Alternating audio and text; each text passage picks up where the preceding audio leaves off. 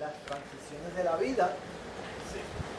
Y básicamente lo que vamos a estar tratando es estudiando más o menos esas diferentes etapas de nuestra vida, en las cuales son particulares una de otra, ¿no? El expositor pues, básicamente divide, ¿verdad?, en la juventud, la etapa de la juventud, la etapa de la adultez y la etapa de la ancianidad. Y este tema pues, es un tema bastante importante y nos concierne a nosotros porque nosotros tenemos que estar ubicados en una de esas etapas, ¿verdad? Debemos estar ubicados en una de esas etapas. Y una de las cosas más importantes de yo reconocer es en cuál etapa yo me encuentro, ¿verdad? Y yo creo que para cada etapa hay un consejo de Dios. Sí. Manullo, ¿está todo bien? Siéntese por ahí. O sea, para cada etapa hay un consejo de Dios. O sea, no importa la etapa en que nos encontremos, hay palabra de Dios, hay consejo de Dios para cómo nosotros podemos disfrutar esa etapa al máximo. O sea, Dios quiere que nosotros como seres humanos disfrutemos nuestra vida. Ya disfrutemos nuestra juventud, disfrutemos nuestra etapa de adultez, disfrutemos nuestra etapa de ancianidad.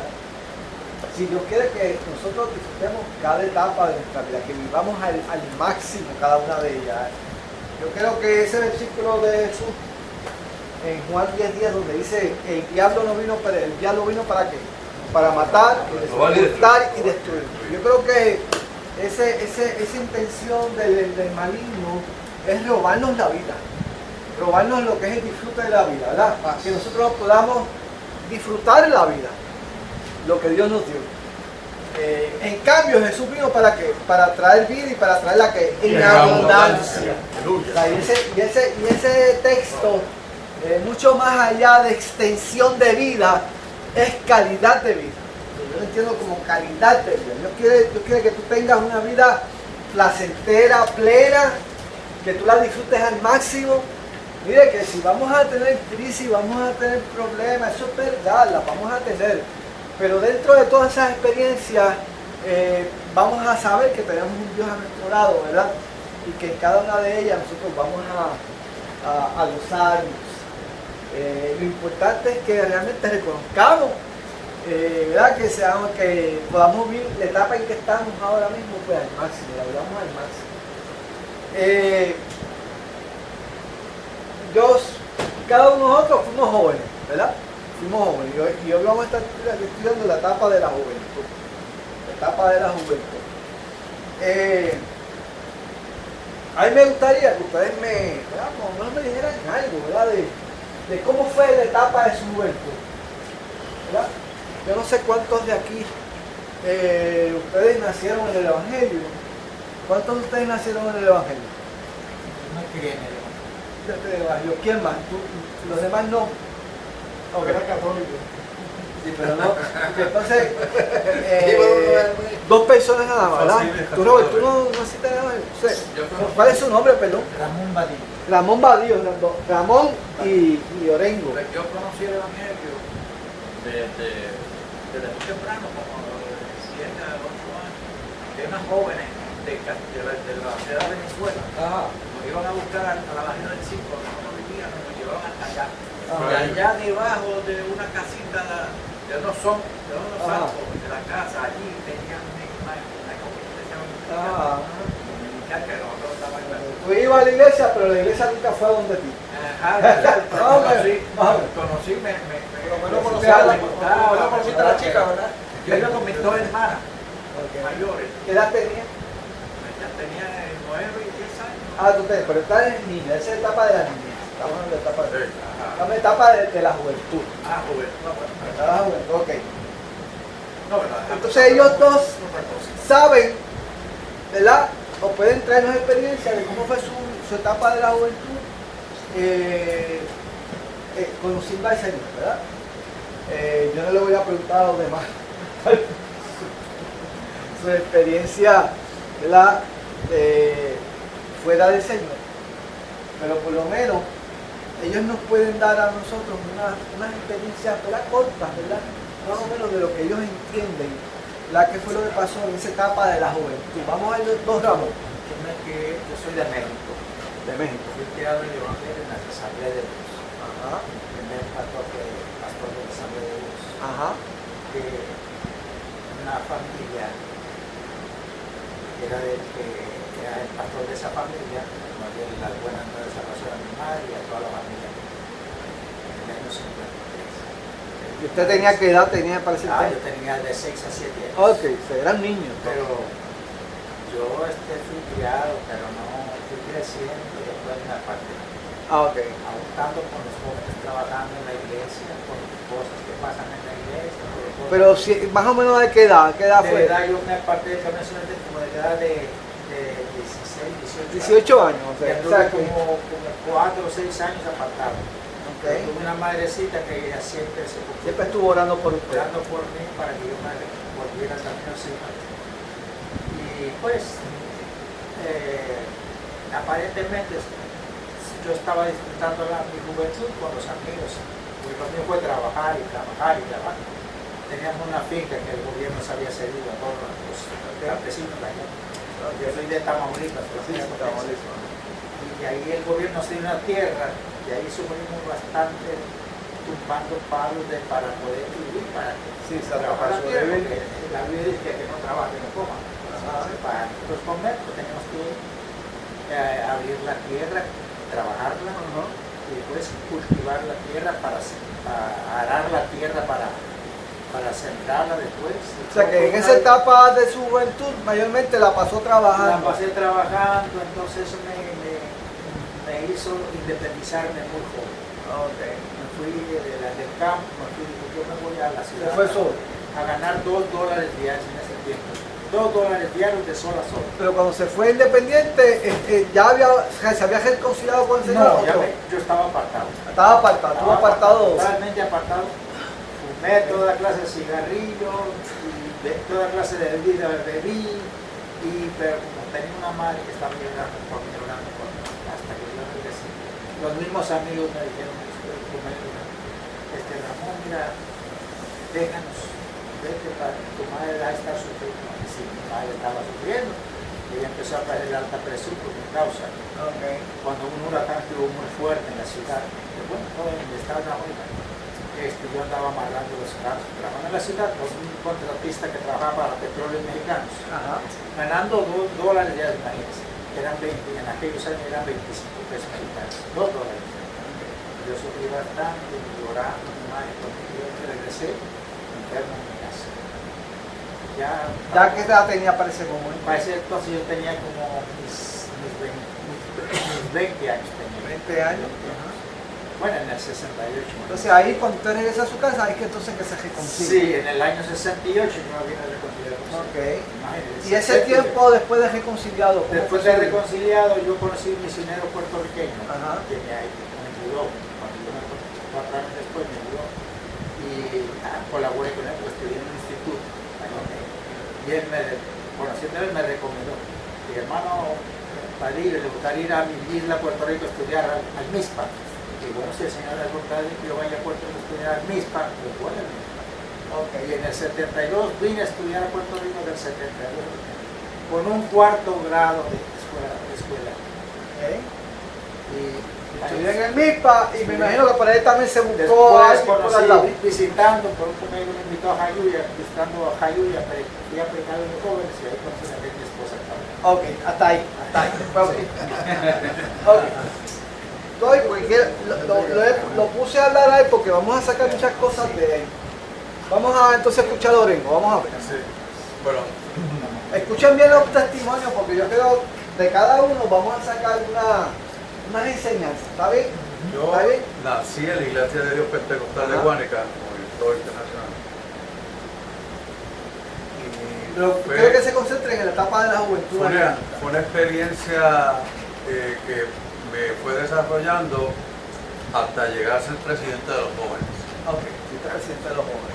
Y presidente de los niños, después de los intermedios, de los jóvenes. La etapa de la presidencia de la juventud, pues ¿Qué edad tenía más o menos para ese momento? Pues mira, yo tendría como unos 15 años, 15 años. Ok. de 14 a 15 años, Ok. porque llegando ahí, pues, no sé, me eligieron y yo dije que sí. Y recuerdo siempre que hubo una actividad de jóvenes donde... ¿Tenías una relación con el Señor? Sí, porque mi papá... Había convicción de que había una relación con Sí, Dios. mis papás fueron casi toda la vida maestros de escuela dominicana. Ok. Que eran los domingos por la Esa es mañana. la palabra. Y la palabra llegó. Ok. Y yo siempre en eso, pues, percibí mucha palabra de parte de ellos. Y yo respetaba mucho las cosas de la iglesia. Tanto así que estaba diciendo que en esta actividad de jóvenes todos empezaron a danzar. Y conmigo no pasaba nada. Y yo le pedí perdón al Señor, después le expliqué a una persona y me dijo, no, mira, cuando el Espíritu Santo llega, llega. Tú no tienes que saltar por saltar. Lo hiciste muy bien. ¿Qué te dijo eso? Me lo dijo un copastor. Compadre, ok. Eso pues le dio sentido a lo que yo pensaba, de que las cosas de Dios tienen un orden y tienen un propósito. Ajá. Entonces, ¿qué pasa? Que llega a esta etapa de la escuela superior. Ajá. Y en la escuela superior yo empecé como a tener unas amistades que no me sacaron, pero compartía con ellos. Y llegó un momento dado en que me vi en ciertas actividades que yo entendía que no eran a tono con lo que yo había aprendido en la iglesia. Y finalmente pues fui a unas actividades que yo sé que no eran del agrado de la disciplina pentecostal. Y llegó un momento que yo pues, como tenía confianza con el Ya viejo, 17 años. más o menos. sí, 17 años. Y Ya a no, esos ya no 17 eras presidente de ONU. No, ya no. A los 17 años yo me siento con mi padre.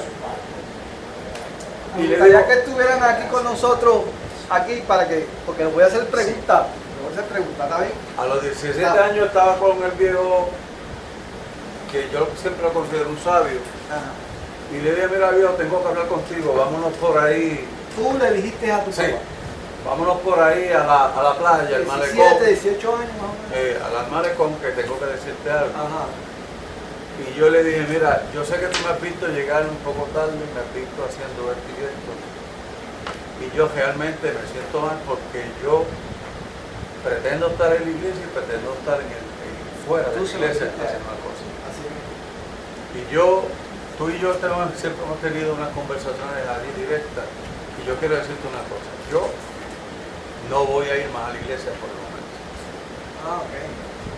Y entonces él me dijo, mira hijo, tú has aprendido desde niño las cosas del Señor, esa palabra está en ti, esa semilla está en ti.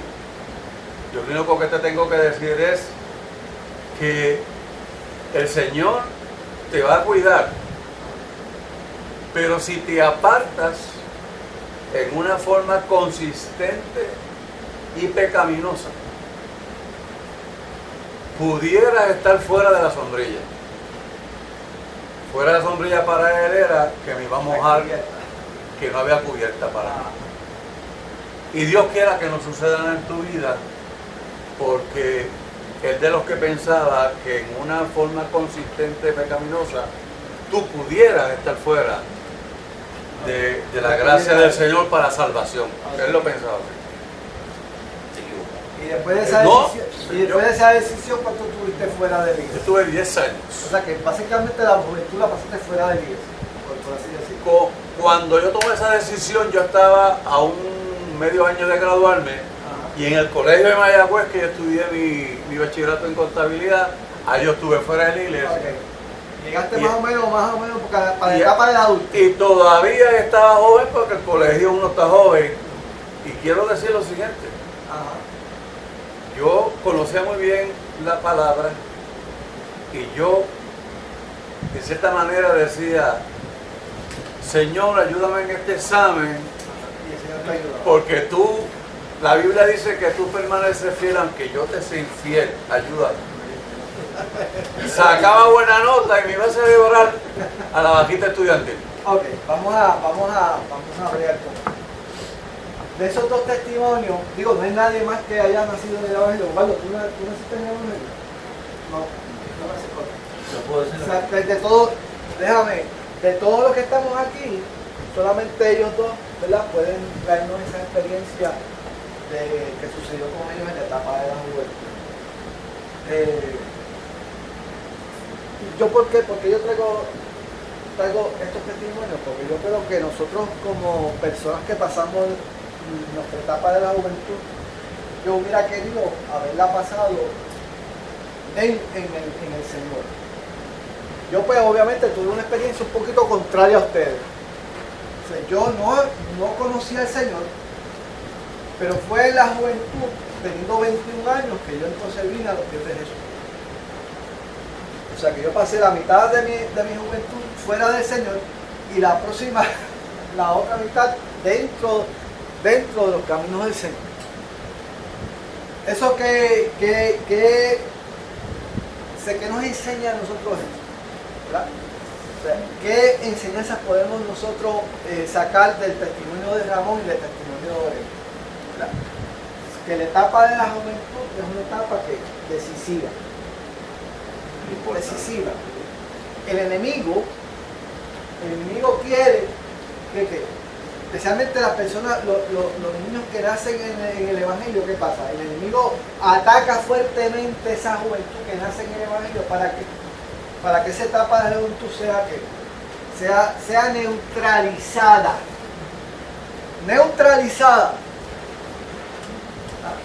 Porque el enemigo sabe que la etapa de la juventud es que, oiga, cuando una juventud se mueve, yo se lo digo porque yo estuve en la juventud y cuando yo llegué a la iglesia, oiga, había una juventud que era una cosa que daba miedo el grupo de juventud. Eso era, salíamos todos los sábados y los viernes, los sábados, cultos al aire libre, los metíamos a los caseríos, los metíamos a los multipisos de por aquí. Bueno, eso era fuego a la lata. Una juventud en las manos del Señor. Por lo tanto, nosotros como personas un poquito avanzadas de edad, tenemos que entender esa estrategia del enemigo. Y nosotros sabiendo y teniendo la experiencia que hemos escuchado hoy, ¿cuál debe ser entonces nuestra actitud ante la juventud? Ramón. Por eso yo admiro y felicito a aquellos creyentes que nunca se apartaron del camino. Aún siendo nacidos o que hacen el nunca se apartaron. Yo conozco Pero la pregunta es, sabiendo que el enemigo, el maligno, tiene una estrategia con la juventud, ¿cuál debe ser nuestra actitud? Como personas que tenemos un poquito más de experiencia y de edad ante esa juventud, ¿cuál debe ser nuestra respuesta? Servir de guía, de mentor, de motivador, todo ese tipo de cosas. Ok, entonces él dijo algo muy importante y también tú dijiste algo muy importante. El mentor. El mentor es muy importante porque en la vida de Ramón dijo que cuando él vuelve a su casa enfermizo, comienza otra vez en los caminos del Señor y conoce que un misionero puertorriqueño, pudo haber sido un misionero peruano, pudo haber sido un misionero ecuatoriano, guatemalteco, americano, pero fue un misionero puertorriqueño. O sea, y ese misionero puertorriqueño, ese mentor, ¿qué hizo?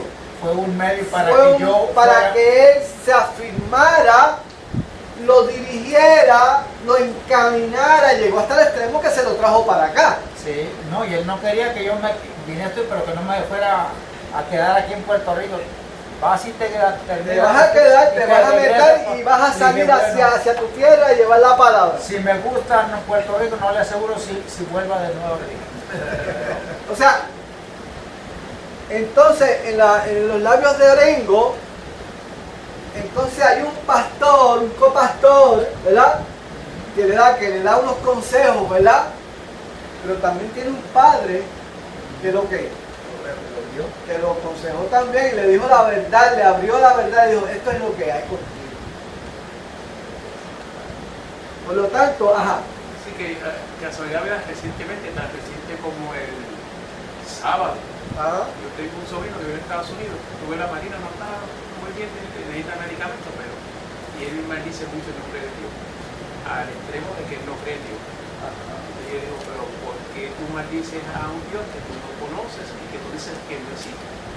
Pues nada, cuando llegué para San Juan, para que viera San Juan, etcétera, etcétera, dice, me quiero dar una cerveza. A él la mamá lo pidió el evangelio. Y lo llevo a un sitio que dicen los balcones. ¿Tú estabas con? Entonces viene y se da, le dije al dinero, dale una cerveza, esto que una medalla. Y dije, pero eso se ve feo, si vas a tomar, por lo menos tómate una presidente, que se ve más bonita. Y yo no tomo, pero... Y el asunto fue que el pastor me dice, ¿qué tú quieres? Una botella de agua. Entonces cuando le va a traer la otra cerveza, ¿qué tú quieres? Una botella de agua que me voy a emborrachar aquí con agua. Y el pastor de tanta gente que hay allí, mire que hay gente, viene y dice, ¿tú eres cristiano? Y yo dije, yo estoy tratando. Y me dice, ¿tú sabes que el primer milagro que Dios hizo fue Prometer agua al vino. prometer el agua al vino? Y digo, sí, y te digo aún más, fue el primer milagro que hizo. Y viene el pastor y me dice, sí, porque las cosas estaban bien mal y estoy buscando de ti. Digo, un bartender que no está hablando con nadie, simplemente está cobrando y tirando y cobrando. Yo le digo al Señor mío, viste, de tanta gente, con el único que vino a hablar fue con nosotros. Y eso lo dijeron delante de sobrino. ¿Cuán importante es que cada joven tenga un mentor? Bien importante. Que hay madurez, mucha inmadurez y mucha falta de experiencia en cuanto a lo directo de la vida, en el que ya confrontar, no tan solo en la juventud, sino en ese trayecto de juventud a adulto, que es una etapa de mucha tentación, O sea, tú entiendes que esa etapa es una etapa bien peligrosa porque hay muchas ofertas Sí. y esas ofertas se mezclan con la inmadurez, con la falta de experiencia y pueden fácilmente desenfocar al joven. Vamos a llevarle la emoción, La porque emoción. cuando uno está en esa etapa, la emoción nubla la razón. Ajá, mi hermano. No, que yo entiendo todo esto, pues yo me traigo, ustedes ven que me traigo a nene mío, que últimamente quizás no lo ven aquí porque él me está diciendo papá, me voy, sin yo decirle nada, voy con los jóvenes, Muy bien. ¿está bien? Yo lo dejo tranquilo y los domingos siempre vengo con él, yo no le digo nada, yo simplemente lo siento al lado mío y él a veces está así, o está así, pero yo entiendo que en esa juventud, en esa cosa, él está oyendo. Aunque no parezca físicamente que yo no tengo que estar atiende por esto, mira que están predicando, mira que están. Yo no lo dejo, o sea, yo lo dejo. Porque yo sé que eso, ¿sabes? Como que está entrando poco a poco, ¿eh? Y siempre le digo, mira, Diego, tienes que, acuérdate, orar por las noches, ¿verdad? Si no quieres orar conmigo, pues lo haces solo. Y pues a veces pues, en la cama pues nos arrodillamos y oramos, no sé. Pero yo sé eso, porque pues obviamente yo conocí al Señor, pasando ¿verdad? precisamente. Estoy pasando por ello, yo sé todas las cosas que los jóvenes están pasando ahora mismo, que si droga, que si, o sea, yo sé, porque yo sé. ¿Sabes? El ambiente que él está, yo obviamente si tiene una fiestecita lo llevo, lo dejo, pero yo sé que también tengo otras personas que también están, ¿verdad? Y lo busco, o sea, que no quiero que él se pierda, ¿verdad? Pero que lo haga ordenadamente. Y por eso que ustedes ven que yo siempre los viernes me lo traigo y me dice, vente, vamos para el lego, vente, vamos para la iglesia. Ah, pero es que, mírate, vente conmigo, vamos. No. Y poco a poco eso va sembrándose poco a poco. Tengo una preocupación. Perdona. ¿verdad? Nosotros hubiésemos querido que todos los hijos tuviesen un papá como él.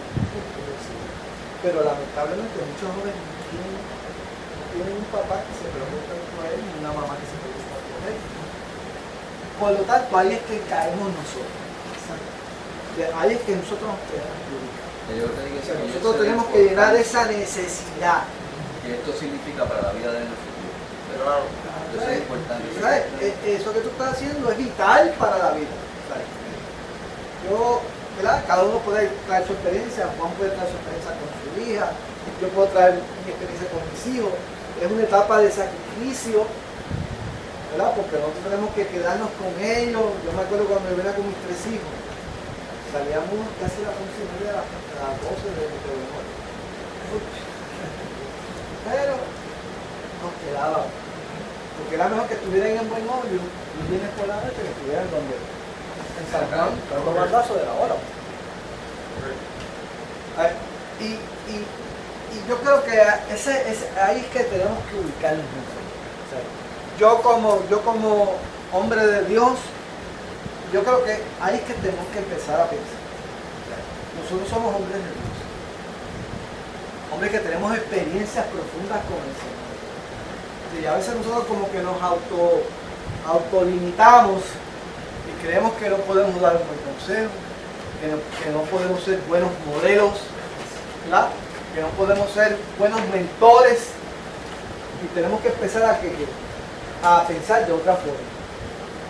A veces queremos recibir y no dar, ¿verdad? Y tenemos que empezar a orar por esa juventud, por esa juventud. Esa juventud necesita de nosotros. ¿Y sabes qué? Nosotros necesitamos de esa juventud. ¿Sabía eso? Él sabía que nosotros necesitamos de ellos y que nosotros necesitamos de ellos y ellos de nosotros. O sea, eso es recíproco. Porque ellos tienen la energía, ellos tienen la fuerza, pero nosotros podamos ser, ¿verdad? Con nuestra experiencia podemos tener la estrategia, podemos tener la sabiduría. ¿Ah?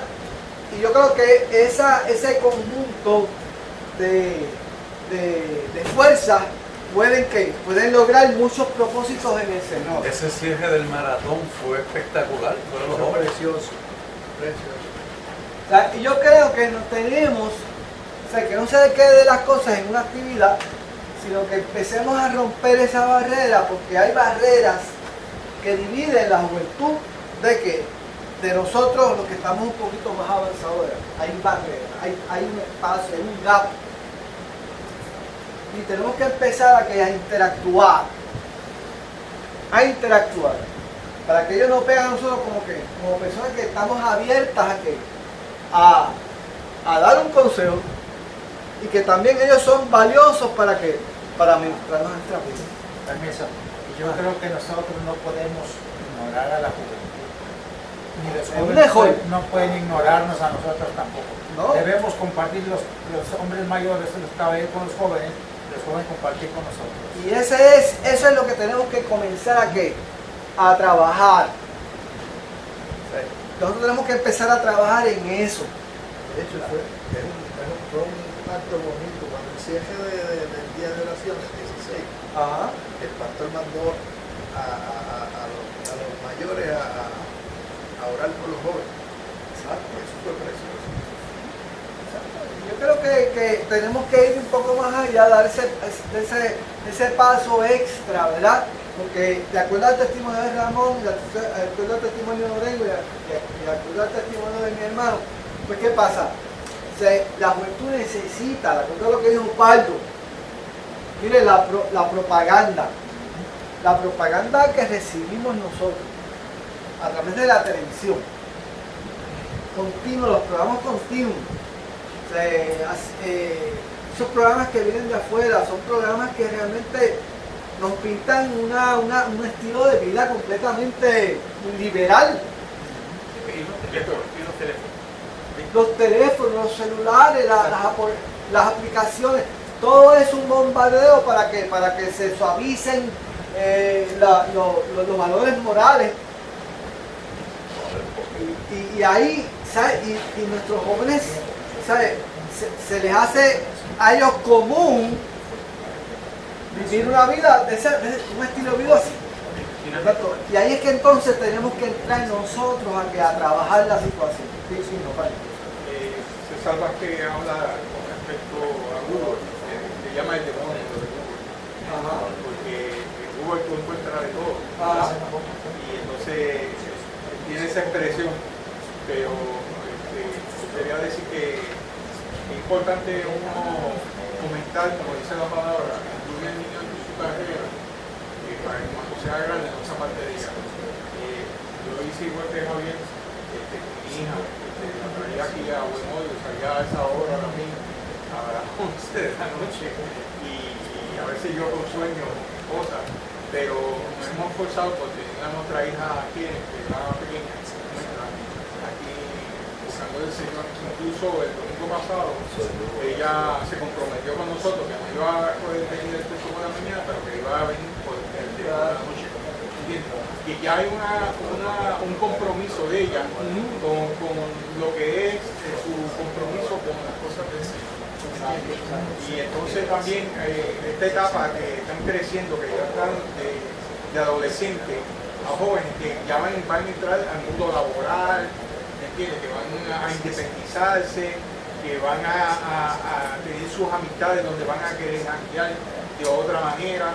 Y entonces, cuando ya ellos tienen unas herramientas en cuanto a lo que es la vida del Señor, que no están ajenos a la vida de Dios, ¿verdad?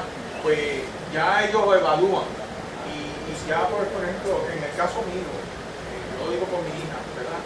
Que mi hija no cambia con nadie.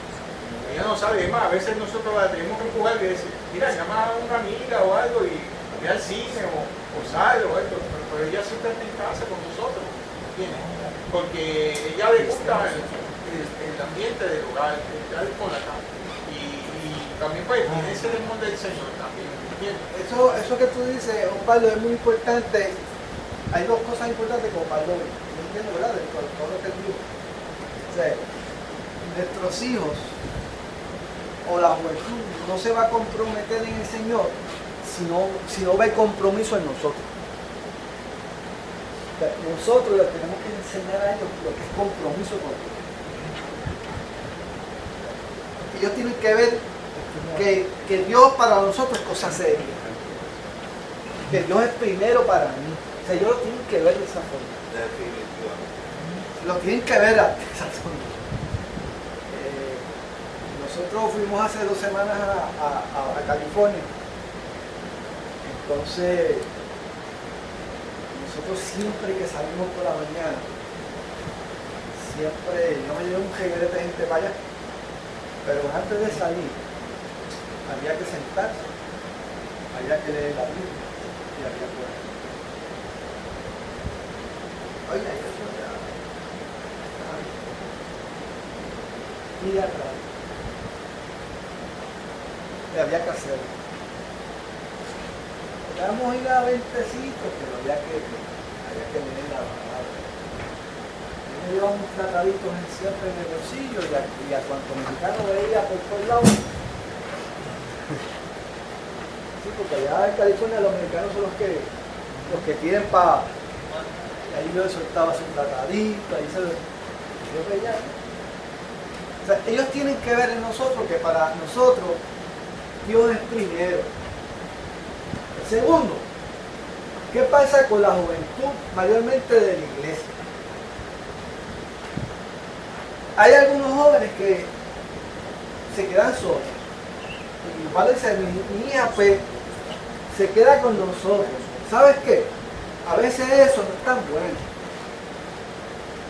A veces eso no es tan bueno. O sea, a veces nosotros necesitamos que ellos vean en la juventud, que ellos levanten un círculo de amistad dentro de la iglesia. Yo creo que eso falta. Falta. ¿Y cómo se puede crear eso, verdad? ¿Cómo están nuestros jóvenes ahora, Víctor? Bueno, eso están como todos los jóvenes, ¿verdad? ¿sabes? Y yo creo que hay una distancia, yo veo, ¿verdad? Mi opinión es que hay una distancia. Yo creo que por eso es que esta unidad es tan importante. Es tan importante, porque yo creo que nosotros vamos a llenar un rol bien importante dentro de esa relación que debe haber entre nosotros y la juventud. Vamos a leer 1 de Timoteo, capítulo 1, del 3 al...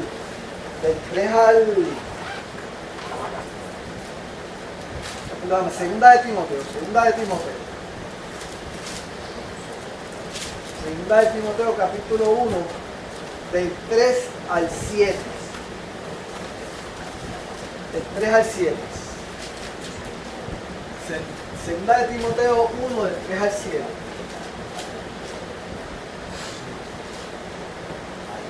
Cuando este capítulo fue básicamente, se dice que esta carta fue una de las últimas, si no fue la última carta que escribió Pablo. O sea, una vez Pablo escribió esta carta, a los pocos días, pero obviamente lo decapitaron, fue muerto. O sea que Pablo tenía que escribir cosas que fueran ciertísimas, verdaderas, que impactaran a sus discípulos. Y Timoteo tenía una serie de retos, desafíos, metas. Y en esta etapa de la juventud, ¿qué pasa? Hay unas metas, hay unos sueños, y el joven, muchos de ellos no saben lo que quieren. Se lo digo por mi propia experiencia. Yo fui a Mayagüez porque la trabajadora social de la Gabriela Mitra me dijo, porque yo fui allá sin idea alguna de qué rayos yo iba a hacer. Y ella me dijo, yo creo que tú eres bueno en matemáticas, pues yo te voy a mandar para Mayagüez. Ella misma me dejó para Mayagüez. ¿Te gustan los puentes? Yo me encajo. ¿Te gustan los puentes y los edificios? Sí, me gustan. Esa fue la entrevista con la Gabriela. Una entrevista que duró menos de 5 minutos. Claro. Segunda de Timoteo. Segunda de Timoteo, capítulo 1, del 3 al 7. ¿Cuán importante es llenar ese vacío de incertidumbre? Tenemos que entender que hay mucha incertidumbre, hay mucha oferta, hay mucha información, ¿ah? Hay mucha cosa que en el ambiente, ¿verdad? Y nosotros estamos para eso, para dirigir, para dar un buen consejo. Y siempre debe haber una palabra de consejo en nuestros labios. No seamos tímidos, a veces nosotros somos retraídos y tenemos temor. Nosotros a veces como que tenemos temor. A veces tenemos temor. Mire, no tema. Acérquese a un joven y denle una palabra de aliento, una palabra de Dios. ¿Ah? Hágalo. Lo que pasa es que a veces uno ve estos muchachitos que saben tanto. Uno le dice que te tiene 20 contenta y 1000 esperando. Y dice, wow, Dios. No, pero es que ese es el problema. Tenemos que ir un poco más allá, ¿verdad? Tenemos que romper, porque esa es la pared, esa es la barrera que ellos te van a poner para que tú lo penetres. Claro. Ellos te van a poner una barrera, una muralla. No, tú no tienes nada que aportar. Y ese es el paradigma que hay que romper. Ese es el reto que tenemos. Ese es el reto, o sea, el reto es de ambos lados, ¿verdad? Porque tú sabes que tú tienes la palabra de verdad. Tienes la palabra buena. Estamos aprendiendo que la obra es del Espíritu Santo. Correcto. Y tenemos que dejarle eso al Espíritu Santo y nosotros separar. Que el Espíritu Santo se encargue de seguir eso. La persona se va a crear resistencia la primera vez, pero no la segunda vez. Pero mira, la semilla se siembra. La semilla se siembra. Vamos a leer la primera. Ángel, léete. Doy gracias a Dios por decirlo desde mis mayores con limpia conciencia, de que sin cesar me acuerdo de ti en mis oraciones noche y día, deseando verte, al acordarme de tus lágrimas para llenarme de gozo. Ok, eso es importante. Características de un mentor. ¿Cuál es la característica de un mentor? Está Exacto. ¿Ah? Estaba agradecido. Pendiente de eso. Está pendiente. Estar pendiente. Mire, tenemos que dejar de pensar en nosotros. Tenemos que dejar de pensar en nuestras doramas. Nosotros que estamos empezando a entrar en una etapa un poquito, ¿verdad? Una etapa maravillosa. La etapa de las canas, ¿verdad? Es una etapa para mí. Yo me la gozo, ¿sabes? Yo me la gozo. Tenemos que acordar nosotros, los mayores, de que nosotros fuimos jóvenes. Exacto. Fuimos jóvenes. Mire, yo mi juventud no la disfruté como yo debía haber querido disfrutar. ¿No? Okay. Mi padre yo no lo conocí. Cuando mi padre, yo tenía un año cuando mi padre murió. Mi madre que me parió fue la que fue mi padre, fue mi madre, fue mi amiga, fue mi hermana. De 12 de familia que éramos, quedamos 10. Exacto. Quedamos de esos 10 ya quedamos nomás 2 y 2 hermanas, yo y otra hermana. Pues en ese, pues Ramón debe tener mucho más razón. ¿Para qué? Para activarse. Exacto. Porque Ramón no quiere que aquel joven pase por lo que él pasó. Yo Él tengo un quiere solo que el hijo. joven disfrute. Yo tengo un solo hijo, mi esposo tuvo un solo hijo, en México boricua. Ajá. Y él está pensando en la iglesia.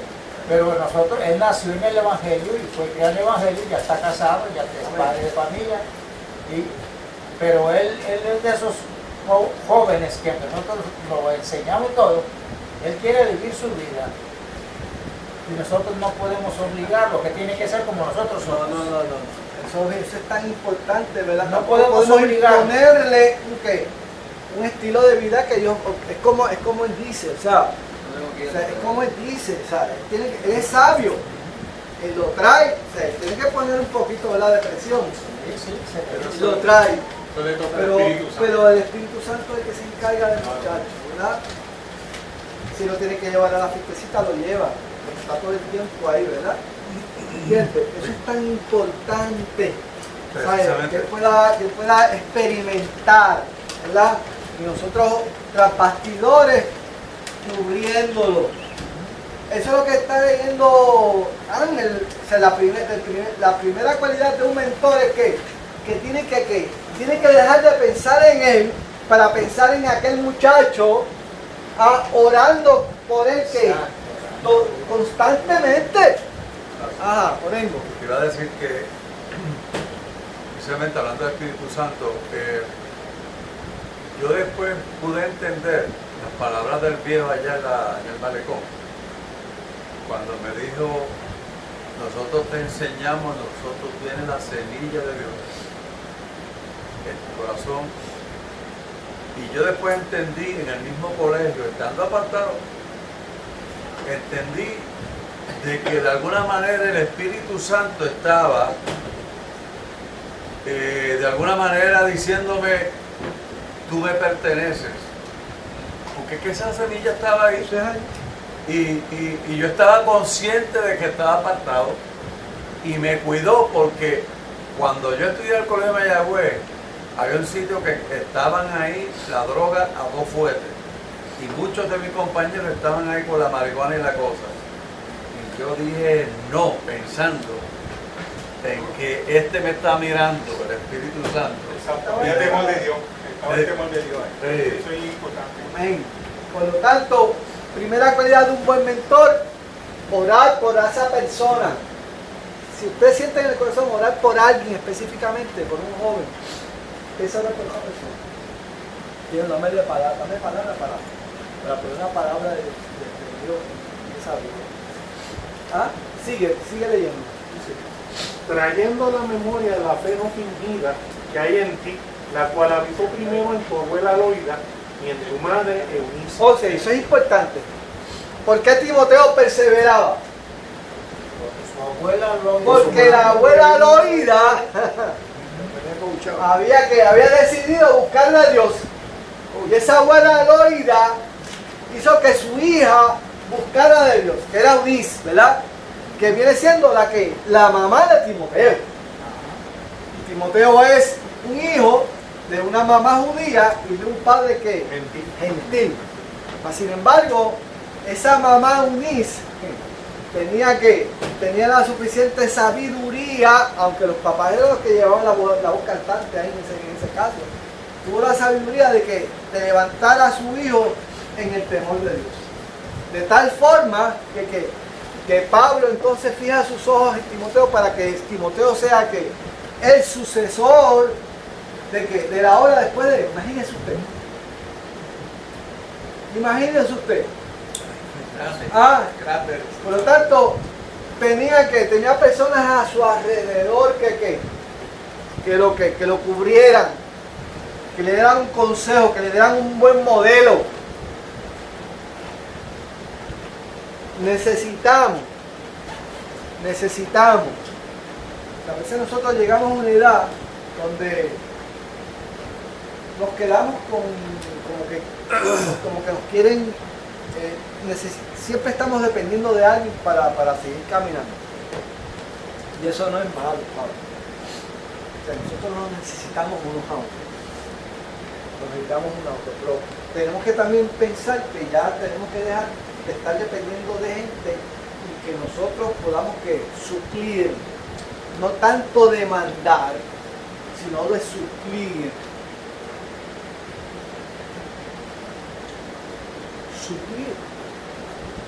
Tenemos tanto de Dios. Siempre estamos pidiendo, siempre estamos, necesito que ores por mí, necesito que esto, necesito lo otro, pero ¿cuándo tú vas a decir? Dale palabra de Dios. O sea, tenemos que empezar a dar. Y en la medida que tú comiences a dar, tú vas a seguir recibiendo. O sea, la bendición, la clave en el evangelio es dar. Porque en la medida que tú des, tú vas a recibir.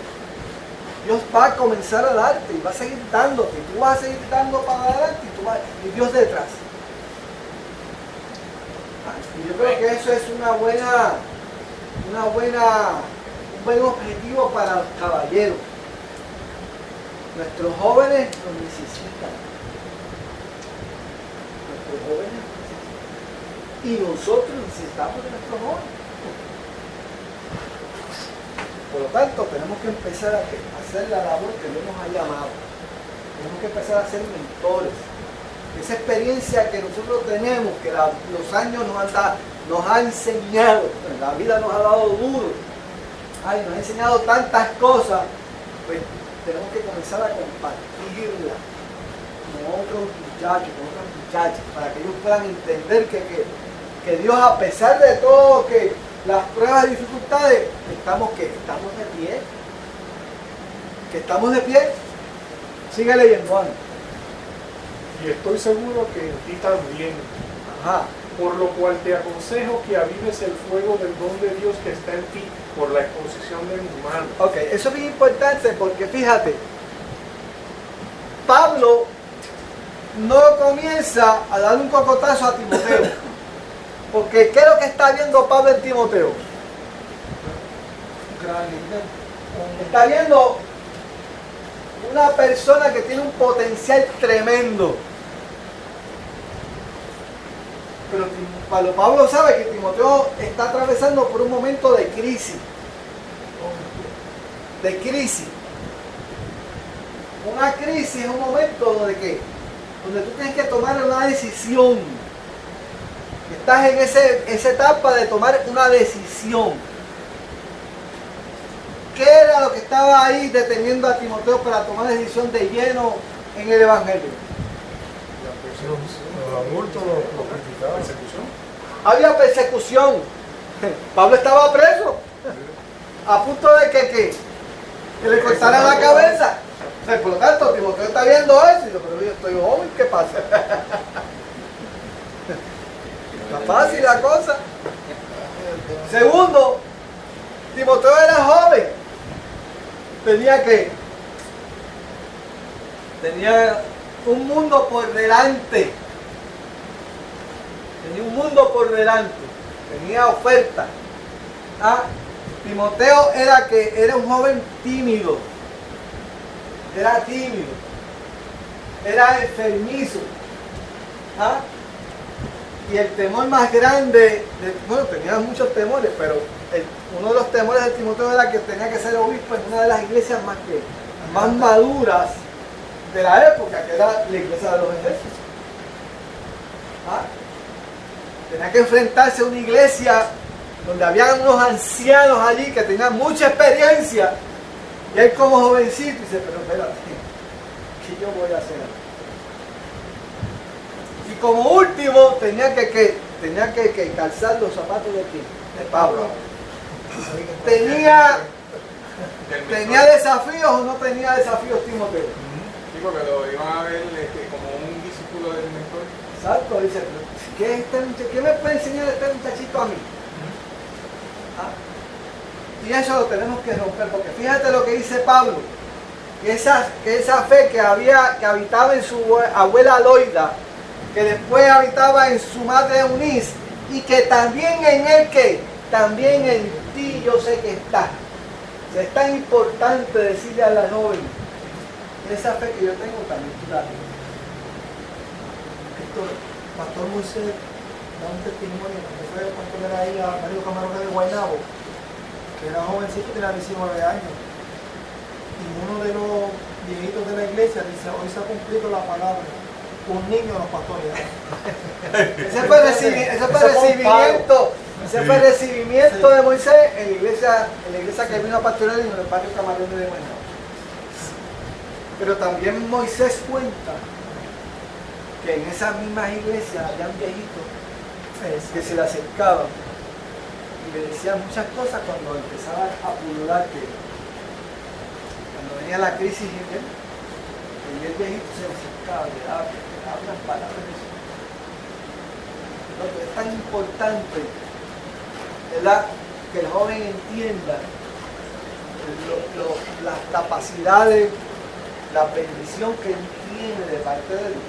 Hay que reforzarla, porque esa bendición es la que nos ha guardado, es la que nos ha sostenido a nosotros, porque entonces nosotros podemos decirle a ellos, ese poder de Dios que me ha guardado a mí hasta aquí, te va a guardar a ti también. Ajá. Aquí en 1 Timoteo capítulo 4 y verso 12, Pablo le dice a Timoteo, ninguno tenga en poco tu juventud, sino sé ejemplo de los creyentes en palabra, conducta, amor, espíritu, fe y pureza. O sea que ya el joven tiene que romper el paradigma que nosotros los adultos le hemos impuesto. Sí, porque tú le preguntas, yo no comencé la clase, pero le iba a preguntar a ustedes qué ustedes creen de la juventud, por lo menos de nuestra iglesia. Yo sé que van a empezar a decir cosas ahí. Porque esa es la idea, ese es el prejuicio que tenemos nosotros aquí en la mente, ¿verdad? Y creemos que nuestra juventud está perdida, que está perdiendo el tiempo, y empezamos a buscarle críticas. Yo no sé por qué ellos se van solos para allá y se están juntos solos, yo no sé por qué ellos siempre están por allá que allá. Y empezamos a buscarle 20 cosas, y siempre va a haber una crítica, siempre va a haber un señalamiento. Yo creo que en vez de crítica, tiene que haber apertura, tiene que haber ¿Tú te acuerdas? acercamiento. Lo que pasa es que nosotros los adultos vamos a tener que trabajar, que Dios nos ayude, Con nosotros para mismos. ganar el terreno perdido, para ganar la confianza, porque ellos son suspicaces, no lo duden, y han perdido la confianza en el sistema completo, en lo político, en las religiones, en todo, tú sabes, bregan con frialdad y están estructurados de alguna manera que hasta los niños están a la defensiva. En el principio creó el cielo, Dios el cielo y la tierra, y la tierra estaba azotada vacía. Y como hay el pensamiento crítico que les han enseñado, dice, y antes del principio que había, y te desmantelan ahí se conocen. O sea, tú te puedes entonces poner o sea, las estrategias, las armas de nuestra milicia no son carnales, sino poderosas en Dios para la destrucción de la fortaleza. Y que nosotros nuestros adversarios son nuestros hermanos. Si nos vemos como cuerpo, todos, desde niños, íntegramente, pues tenemos que hacer nuestra parte para ganar esa confianza, inclusive a nuestros hijos. Los que se criaron con nosotros, los que nosotros desde pequeñitos, y ustedes los ven a veces, y tienen que trabajarlo de día en día. Hay que trabajarlo de día en día, ¿sabes? Y hay que observarlo, hay que mimarlo. Nosotros nos metíamos a la cama, pues, mi esposa y yo, todos se metían a la cama. Gloria a Dios por eso, ¿no entiendes? O sea, hay que ganarse esa confianza. El abrazo, ¿entiendes? A esta nena mía que tiene 15 años, yo la abrazo 10 veces al día la beso. Y le digo, tú eres la princesa de ella. ¿No entiendes? Y eso Hay es, que hacer eso. eso es bien importante, lo que dijiste es Sí. bien importante porque la autoestima de nuestros jóvenes está bien lacerada. ¿Sabes?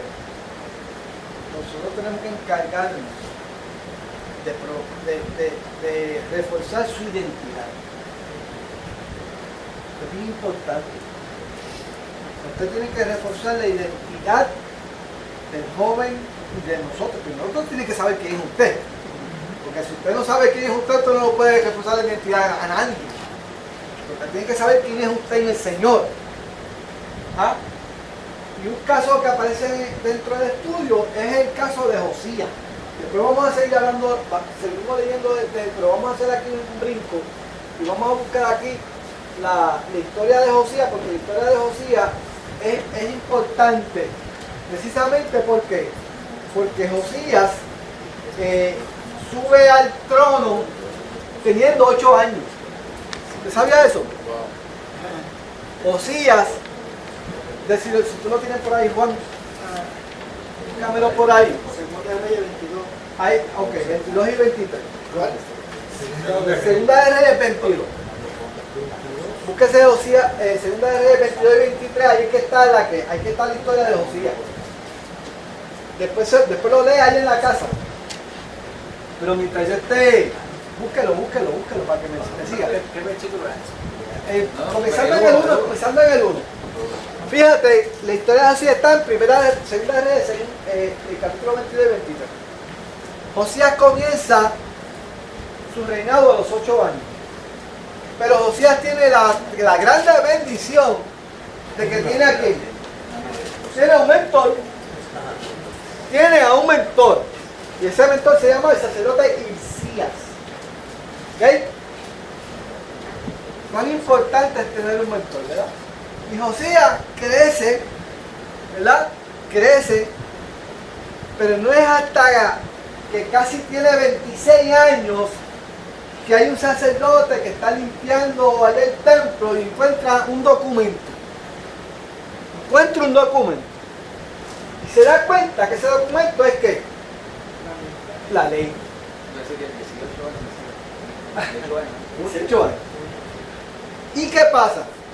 Y va, fíjate, a los 18 años de su reinado, que tenía 8, son 26. ¿Qué pasa?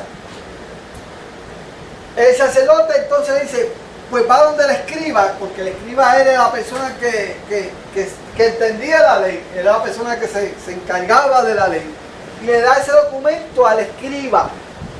Y el escriba, ni corto ni perezoso, ¿qué hace? Va entonces ante el rey. Entonces le lee, el rey le pide que le lea el documento. Y comienza el escriba a leerle el documento al rey Josías. ¿Qué hace mientras el escriba está leyendo el documento ante Josías? ¿Cuál es la reacción de Josías? Josías como que se indignaba. ¿Cómo estaba escondido esto? Comienza a hablar y dice, pero ven aquí, ¿dónde estaba esto? Estaba escondido. ¿Ah? ¿Y cuál es su reacción entonces? Cuando comienzan a leer y se está dando cuenta de quién, de todo lo que Dios había hecho con quién, con esa nación. Exacto. ¿Quiénes eran ellos realmente? O sea, el documento que hace le refuerza la identidad a Josías. Y al pueblo también. se da cuenta quiénes son ellos, de dónde Dios los sacó. ¿Ah? Y en la medida que él se está dando cuenta de dónde Dios los sacó, de las promesas, de la misericordia que Dios había tenido, del pacto que Dios había hecho con ellos y de las condiciones de ese pacto, Josías se está dando cuenta de que ellos han fallado el pacto. Que ellos estaban viviendo olvidados de todo lo que Dios había hecho con ellos. Y entonces la reacción fue que de confusión. Se compunge, se postra, se humilla, llora. O sea, se somete, se derrama delante de Dios. Y yo creo que ahí es que está la clave. Ahí es que está la clave. La palabra de Dios. O sea, la palabra de Dios es insustituible. Usted no puede sustituir la palabra de Dios por nada. O sea, la palabra de Dios es la palabra de Dios. O sea, usted le envía una palabra de Dios a ese joven. Palabra de Dios. Esa palabra no va a venir a como si usted me da un consejo de estrategia usted puede buscar en internet cómo acercarnos a los jóvenes. Y usted le van a dar 20 estrategias, le van a dar 20 estrategias humanas. Mire, nada puede sustituir la palabra de Dios. Porque esa es la que tiene poder. Por eso es que Pablo, cuando fue a Atenas y dio aquel tremendo discurso delante de los doctores atenienses, no conoce. oye, pero yo creo que te vamos a escuchar en otra ocasión. Porque Pablo se trató de ajustar su sermón a la sabiduría ateniense. Y vemos un Pablo que se aleja de Atenas, pero tomó una decisión. De ahora en adelante me propongo hablar solamente de Jesucristo y a este crucificado. Que para los griegos es locura y para nosotros ¿qué? Y así fue. Porque eso es lo que cambia. Eso es lo que transforma. Mire, usted puede ver a ese joven y dice, ¿por qué no le entra? Mire, eso así. O sea, la palabra de Dios. Y Josías, cuando refuerza su identidad, refuerza su autoestima, se da cuenta de que él es un instrumento en las manos de Dios, que tiene un grande privilegio de conducir a la nación de Dios. ¿Qué hace Josías? Pues comienza a establecer unas reformas en toda la nación. O sea, mire, no podemos subestimar la capacidad de un joven. No la podemos subestimar. Este muchacho cambió el derrotero de una nación completa. Mientras estuvo de rey, cambió completamente esa nación. Al punto de que habían años y años que no se celebraba la Pascua en todo Israel. La Pascua, usted se imagina la Pascua, que era lo más importante, que era el recordatorio de la liberación de ese pueblo de la mano del yugo egipcio. Eso hace años que era tan importante para poder explicar. Esa es la oportunidad que tenían ellos para explicarle a su hijo. Esto significa aquella noche en que salieron nuestros padres del yugo egipcio y Dios nos liberó porque pusimos sangre desde la puerta. Los judíos lo celebran todavía como el primer día. Pero antes no se celebraba. Y eso es lo que le da identidad al pueblo judío. Eso es precisamente lo que le da identidad. Eso es lo que lo distingue a ellos. Por lo tanto, por eso es que es importante reforzar la autoestima de nuestros jóvenes. Reforzar su identidad. ¿Quiénes son? ¿De dónde? ¿Por qué ellos nacieron en el Evangelio? ¿Cómo fue eso? Josías es un tremendo ejemplo de lo que puede hacer un joven en toda nuestra vida. Y esa fe es la que nosotros tenemos que tener cuando le damos esa palabra, ese consejo. Y hay unas cosas que son prácticas. Por ejemplo, yo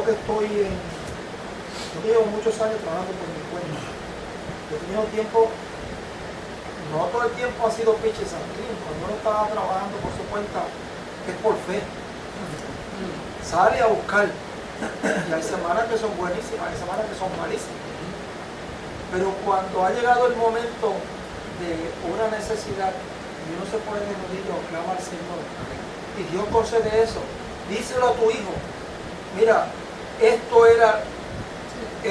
yo estaba pidiendo por eso y Dios en el momento preciso ha venido para que él entienda que hay un Dios de provisión, o sea, que no todo viene porque lo manda a Washington, ¿entiendes?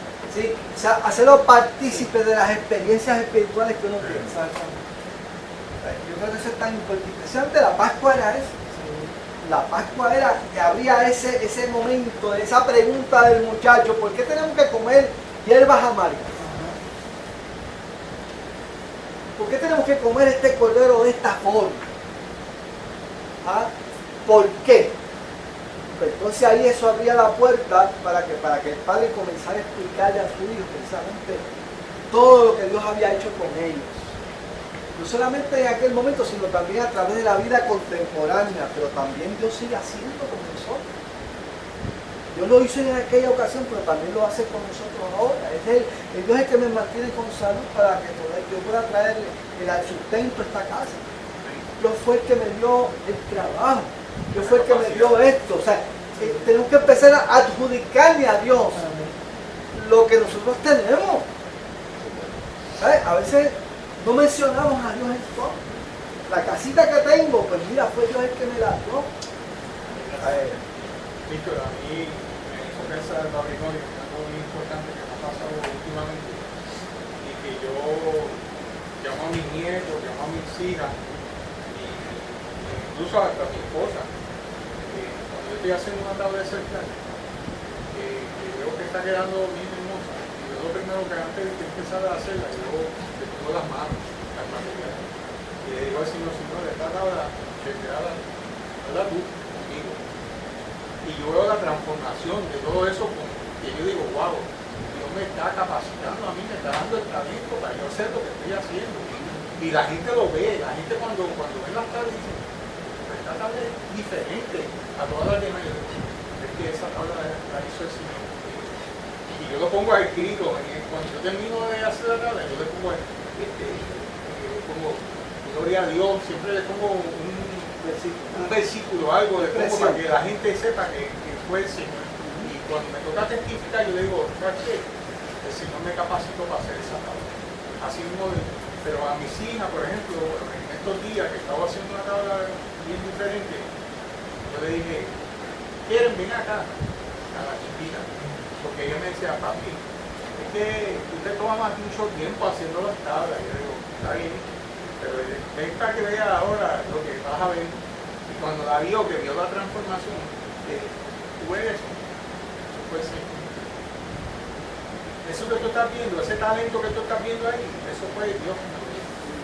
Porque no es de mí, eso es lo que Dios me ha capacitado. Eso es importante. Y cada uno de nosotros, con los diferentes talentos que tenemos, y habilidades, y profesiones, en lo que trabajamos, tenemos que certificarle a nuestros hijos que Dios nos ha dado esa capacidad. Oye, Víctor, perdóname. Yo, en los tiempos que iniciamos el ministerio allá en Crea las Américas, que está sido menester, si había algo que me atraía la atención de estos jóvenes, y jóvenes más adultos, en su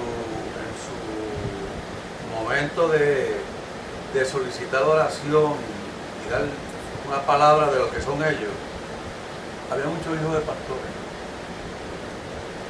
Y me pregunto yo, ¿qué pasó? Me preguntaba yo, ¿qué pasaba ahí? Había un disloque, un gap, como tú dijiste, entre ser pastor y de alguna manera impactar a ese joven, que es precisamente hijo de él, ¿no? Sí, los hijos de los pastores son cuando dijiste que son atacados, especiales, porque la iglesia los ve como jóvenes, como jóvenes que están fuera de, o sea, que solamente es ellos y el pastor. O sea, y nadie se atreve a acercarse a ese joven a establecer una amistad, una relación. Entonces, ellos entienden que todo es el pastor con él. Y allá, y que todo le va a salir bien, y que ya se desentienden del pobre muchacho. Y muchas veces critican a la muchacha. Porque entonces ya no está caminando en los estándares de su papá o de su mamá. Entonces ese pobre muchacho, lejos de recibir un apoyo de la congregación, lo que recibe son golpes, señalamientos, críticas. En vez de nosotros hacernos amigos de ese muchacho, llenar el vacío que puede existir porque su papá se pasa metido en cuanto ministerio hay, la atención, y sí. la atención la tiene pues la iglesia tiene que suplir ese vacío, pero no lo hace, al contrario, se retrae. Y el muchacho se queda solo, ni con su papá ni con la congregación, y entonces se vuelve campo vulnerable para que vaya a buscar otro lado. Se siente solo, aislado, y ahí es que entonces nosotros tenemos que aprender. Y déjeme decirles, muchos de los jóvenes que están en esta iglesia son jóvenes que no tienen familia. Pero nosotros ya aquí hay más de 25 hijos de pastores. ¿En esta iglesia? En esta iglesia. Wow. Sí, Imagínate. O sea, Por lo menos están ahí. Sí, buscando llenar ese vacío que no pudieron hallar ni en su familia ni en la iglesia que estaban. Entonces, ¿qué pasa? Que el grupo de jóvenes de esta iglesia están tratando eso. Pero mire, o sea, tenemos que activarnos. ¿Y habrá alguna manera, Víctor, pregunto yo, de interactuar como grupos? Bueno, Mira, que una noche de esta compartamos una actividad en común, jóvenes y caballeros, y llevar mire, lo primero que tenemos que hacer es orar. Yo sé que aquí se está orando, sábado por la mañana, pero en su oración privada, en la expresión que usted hace diariamente, ore para que Dios lo mueva a dar, a ministrar, y a usted ser ministrado, a que Dios pueda romper esa barrera que existe de generación, porque precisamente ese es el tema de la clase, de la unidad, las transiciones de la vida. O sea, cómo yo puedo transicionar de un lado a otro y cómo se debe mantener ese vínculo, ¿verdad?, entre una generación y otra. Que tengo mi hermano. Yo estuve en una iglesia, porque yo siempre he estado en la doctrina pentecostal, estaba en México. Era una doctrina pentecostal. No tiene que ver que sea pentecostal, metodista, bautista, pero mire, yo estuve en la iglesia pentecostal acá en la Esmeralda varios años. Y cuando tuve un pastor, no sé si ustedes lo conocen, Víctor Rodríguez, que fue misionero en México. Sí, me acuerdo. Cuando este pastor fue mi pastor, yo pertenecía a la junta cuando yo estaba en pastor. Había una juventud linda, una juventud. Cuando el pastor se fue, tenían otros pastores con diferentes ideas al pastor Víctor, y lo que hicieron que entre el pastor, los que estuvieron ahí y los muros viejos que había ahí, corrieron la juventud, se quedó sin jóvenes la iglesia, sin jóvenes. Y el que fundó esa iglesia fue el hermano Páez, pastor Páez. Fue el fundador, que en su corazón siempre estaba en campo misionero en Haití, pero fue el que fundó esa iglesia. Después fue a la Pentecostal de La Pama, en Guaynabo. Y él pues tenía amor hacia los jóvenes. Pues digo que las iglesias que tenemos la sana doctrina pentecostal, no podemos obligar a la juventud que estamos en tiempos modernos, no obligarlos a que vivan una vida como a nosotros que tienen nos que enseñaron. enseñarles a amar a Dios. Como a nosotros nos enseñaron nosotros. Pues lo que sí que corrió en la juventud, se quedó sin jóvenes, se quedó la gente vieja. Bueno, imagino que la gente mayor dijo, no, pero que estos jóvenes están en el mundo, estos no llenan el grado, y comenzó el gap, a aumentarse el gap hasta que finalmente Muchos jóvenes se han apartado del camino por causa de la gente vieja, porque no han sabido. Y eso es lo que tenemos que evitar. O sea, no es que nosotros aceptemos la mundanalidad que puedan traer ellos a la iglesia, eso no es. es que nosotros empecemos a relacionarnos con ellos, a aprender a escucharlo, a dejar de pensar en nosotros y comenzar a mezclarnos. Los zapatos de ellos. Hay que ponerse en los zapatos de ellos, ponerse los bolsos. Y hay tantas experiencias que usted y yo tenemos que podemos compartir con ellos, que son experiencias que realmente, mira, tú puedes llamar a un muchacho de ese y decirle, venga, te voy a contar un poquito de la vida. Tú puedes estar seguro que eso no va a romper esa brecha. Pero alguien tiene que tomar el primer paso. Eso no es tan fácil. Tiene que dar el primer paso. Pero los otros días había un muchacho que no se acabó que me hizo una pregunta. Y de esa pregunta, tuvimos como 45 minutos, él me estuvo escuchando. Y me dice, muchacho, de verdad que te agradezco tanto porque me has revelado tantas cosas.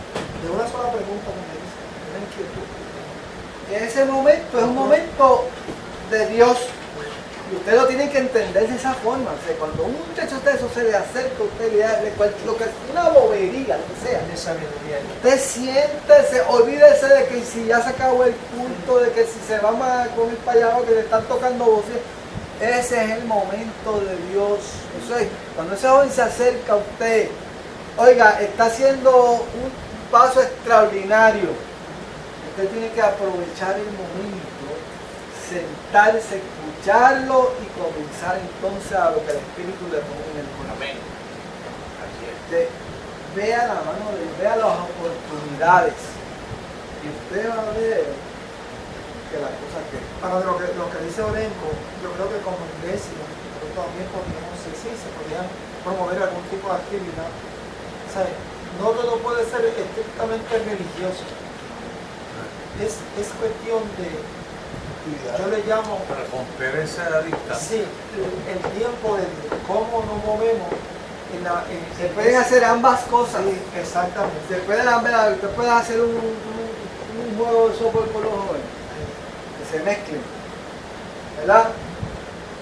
Pero dentro del juego de softball usted puede poner una palabra de Dios, usted puede traer un consejo, usted puede traer una meditación, sacándolo hasta del mismo juego, de la misma competencia. O sea, algo que realmente impacte, algo que realmente usted puede hacer que pueda unir ambas actividades. Y usted va a ver, yo no pago sabiduría para eso. La iglesia grande es más difícil que la pequeña no se conoce. Sí. Y usted verá que las cosas van a... Para eso es que el Señor vaya. Y déjame decirte, mi experiencia es cuando yo voy por ahí, que a veces cruzo el templo para ir al baño. Esos muchachos son bien tratables, bien finos. Sí, Te saludan con una cortesía y demás. El terreno está ahí. ajá. Vamos a orar para que eso sea, que no se quede en el protocolo, ¿verdad? Porque es fácil que todo se quede en el protocolo, ¿verdad? En el saludo, que vaya un poquito más allá, ¿verdad?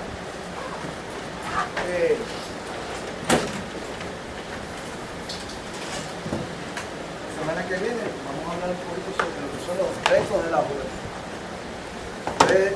Yo quiero que cada uno de ustedes traiga algo, un reto. Cuando usted era joven, ¿qué reto usted tenía? ¿Qué reto tuvo usted?